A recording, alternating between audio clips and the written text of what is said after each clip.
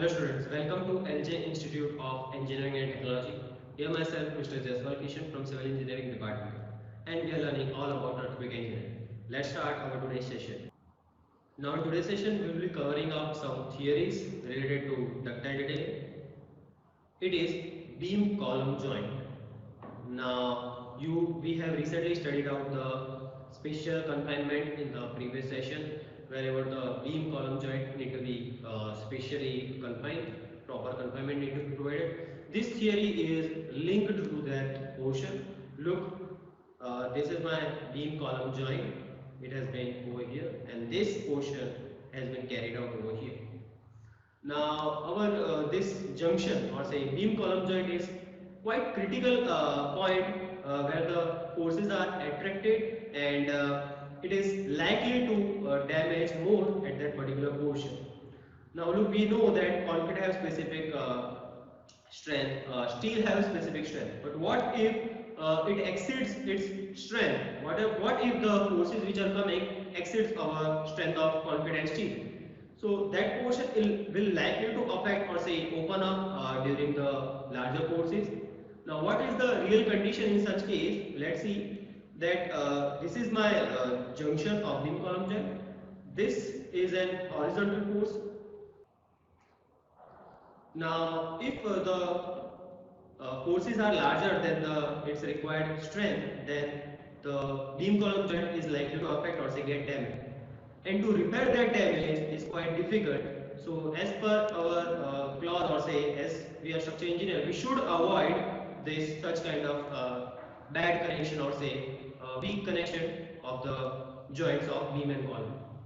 Now look, this is my beam and column joint. This portion is my beam column joint junction.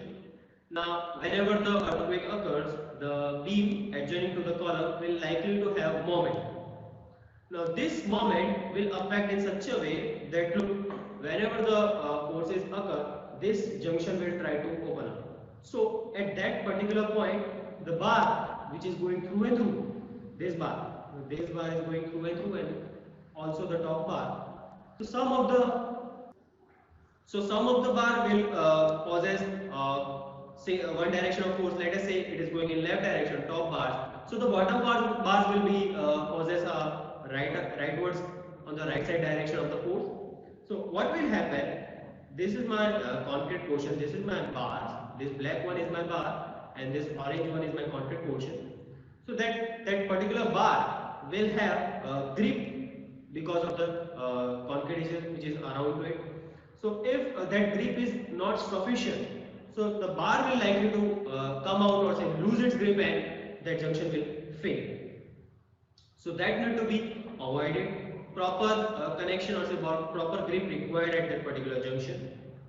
Also such kind of effect may have been seen. Look, it is going in one direction forces and bottom one is going in another direction. I am talking about this portion only. If the top portion is going in the other side and bottom portion is going to the other side, so it will try to stretch the concrete which is present in the this particular sandwich junction. So this will try to stretch, and if that concrete having not sufficient strength, then it will tear up from that particular portion and distortion of the joint will have a diagonal cracks, and crushing may also occur.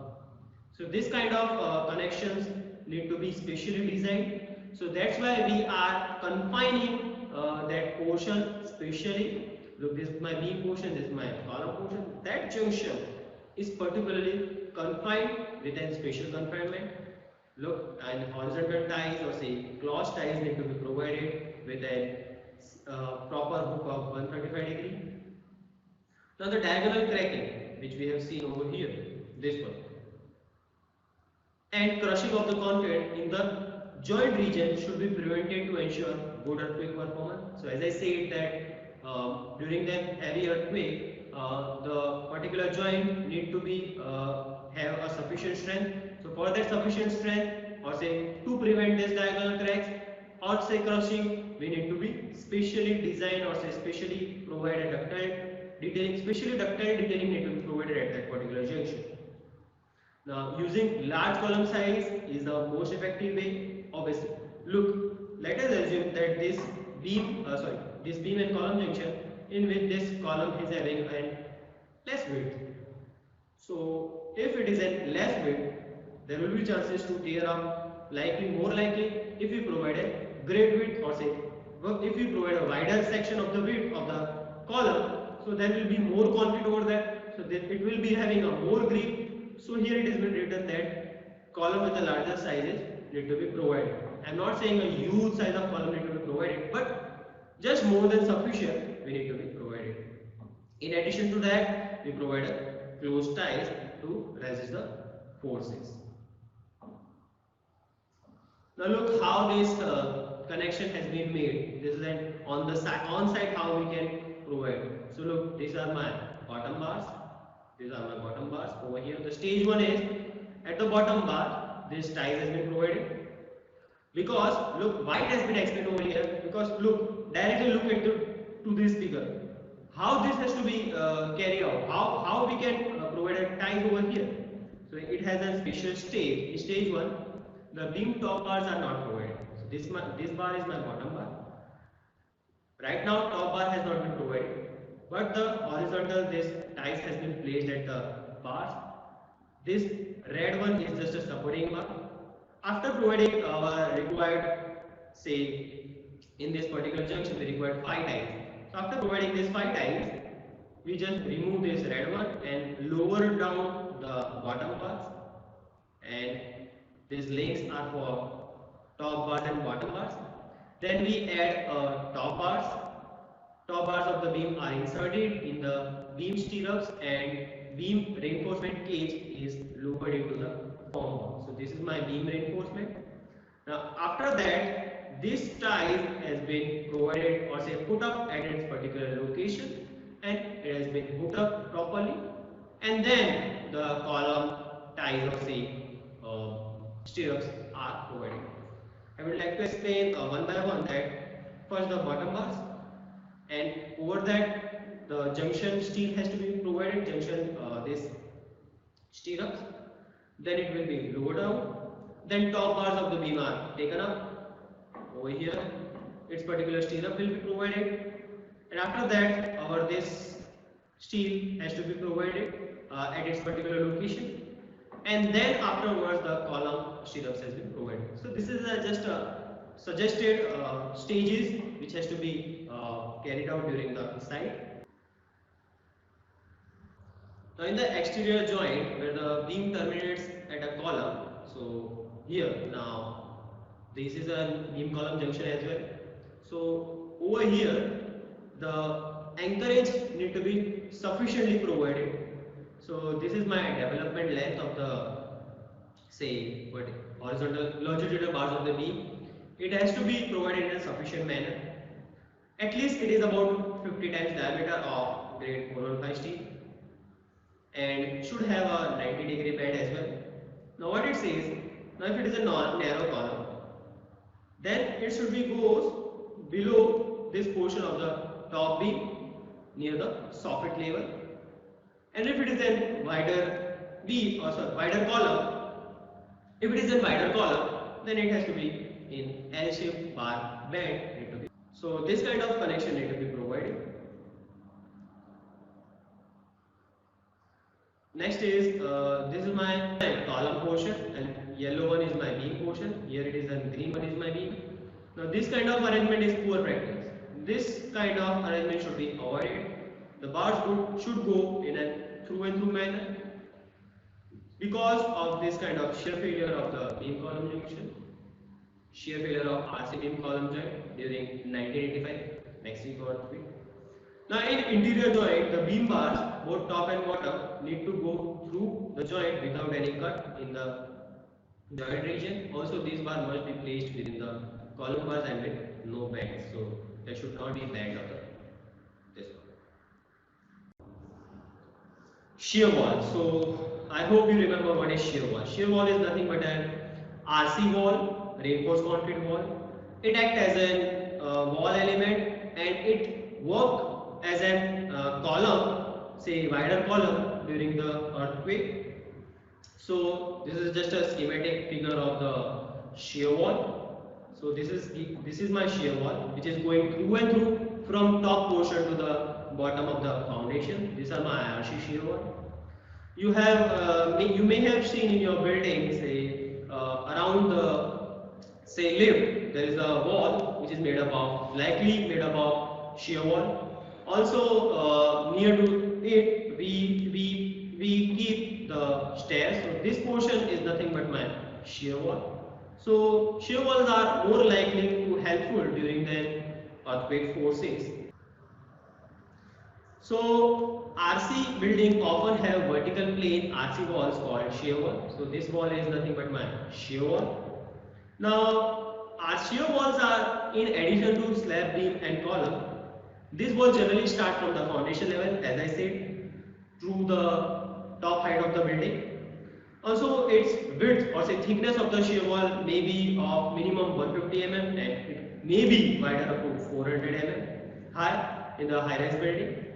The shear walls are usually provided along both the sides of the or say width of the building. So look, here is the plan of the shear wall. Here it is shear wall provided. Here it is being provided. It has to be provided in a proper way that it acts as a good during the earthquake, because if you provide shear wall on the one side only, then there are chances that the center of mass and center of stiffness of the building shift, and there will be a twisting effect occur. This study we have done in the design philosophy module, how the shear wall need to be provided. So shear walls are usually provided along the both length and width of the building. Shear walls are likely vertically oriented wide beams that carry earthquake load downward to the foundation. So what are the advantages? So properly designed and detailed building with shear wall have shown very good performance in the past earthquake. The overwhelming success of building with shear wall in resisting strong earthquake is summarized as a quote. So as I said, shear wall is most important kind of structural element which resists greater earthquake forces, and it is an important element of the building. Shear wall must need to be provided in the building. So it has been quoted by the Mark Fintel that we cannot afford a built concrete building meant to resist severe earthquake without shear walls. So what it says, to resist heavy forces, we require strong column and beam. So strong column and beam in the sense higher size or say greater size of beam and column, say more than as per required. So if we incorporate shear wall, the sizes of the beam and column we can reduce. So similarly it has been written that we cannot afford to build a concrete building meant to resist severe earthquake without shear wall. So without shear wall, severe earthquake can't be resisted, because in the past experiences we have noted that shear wall has played an important role during the earthquake. What are the requirements of shear wall? So general requirements are given in the code itself on 1390 page number 14, special shear wall. They have written the general requirements are the minimum thickness. So the minimum thickness is 150 mm and 300 mm for the building with coupled shear wall in any seismic zone. Also, the minimum ratio of length of the wall to its thickness should be 4. So length to the thickness ratio should be. Special shear wall shall be provided with the uniformly spaced reinforcement in the cross section along vertical and horizontal direction. At least minimum area of reinforcement of the bar indicated in the table 1.